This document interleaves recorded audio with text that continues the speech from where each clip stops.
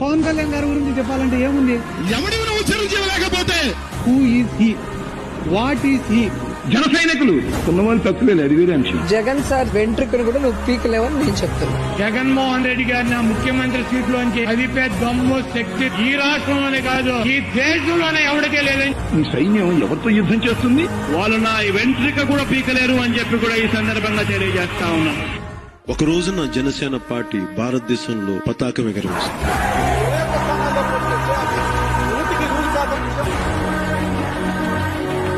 జగన్ గుర్తుపెట్టుకో, అర్ధరాత్రానికి తొక్కకపోతే నా పేరు పవన్ కళ్యాణే కాదు, మా పార్టీ జనసేనే కాదు.